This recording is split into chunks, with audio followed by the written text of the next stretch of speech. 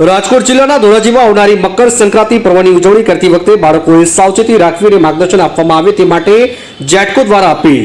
હાલ મકર સંક્રાંતિ ઉત્તરાયણના સમયે બાળકોને લોકોમાં ભારે ઉત્સાહ જોવા મળતો હોય છે, ત્યારે આ મકર સંક્રાંતિ પર્વની ઉજવણી સમયે કોઈ અનિષ્ટની ઘટના ન બને તે માટે કઈ પ્રકારની સાવચેતી રાખવી તે માટે ધોરાજી જેટકો દ્વારા સાવચેતીના પગલાં લેવામાં આવ્યા અને અપીલ કરાઈ।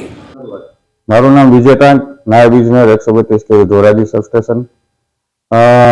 14મી જાન્યુઆરી એટલે કે ઉત્તરાયણ, જે નાનાથી માંડી મોટા દરેકને મનગમતો તહેવાર, પણ આ જે તહેવાર છે એની ઉજવણી રૂપે નાના મોટા સૌ ભેગા મળીને પતંગ ચગાવીને તહેવારની ઉજવણી કરતા હોય છે। તો આ જે ઉજવણી કરવાની હોય છે એમાં જેટકો તરફથી એક સેફટી રિલેટેડ ગાઈડલાઈન બહાર પાડવામાં આવેલી છે કે મેગ્નેટિક ટેપ વીજ વાહક હોવાથી વીજ વાયરને અટકે તો અકસ્માત થાય તો એ ટાળવું।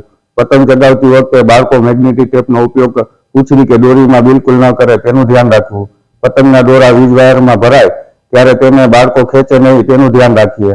બાળકો પતંગોનો માંજો બનાવતી વખતે વીજ વાહક પદાર્થ ન વાપરે તેનું ધ્યાન રાખીએ। વીજ વાયરમાં ફસાયેલા પતંગને બાળકો વાંસના બંબુ કે લોખંડના સળિયા અથવા કોઈ પણ પ્રકારના સાધન દ્વારા કાઢવાનો પ્રયત્ન ન કરે તેનું ધ્યાન રાખીએ। વીજ વાયરમાં ફસાયેલ પતંગને કાઢવા માટે બાળકો તાર, વાયર કે મેગ્નેટિક ટેપ કે દોરાનો ઉપયોગ ન કરે તેની તકેદારી રાખીએ।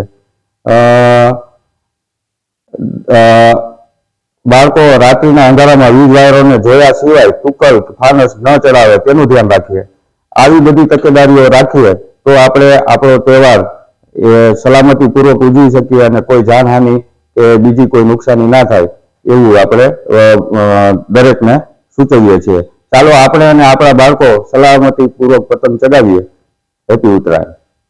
જેમાં મેગ્નેટિક ટેપનો ઉપયોગ ન કરવો અને પતંગ જ્યારે વીજ વાયરમાં ફસાય ત્યારે પતંગ ખેંચી નહીં, પતંગના દોરાનો માંજો પાવા માટે વીજ વાયર નજીક ન જવું જેવા અનેક પ્રકારની સાવચેતી રાખવી તેવી ગાઈડલાઈન જારી કરવામાં આવી હતી। ધોરાજીથી અલ્પેશ ત્રિવેદીનો રિપોર્ટ।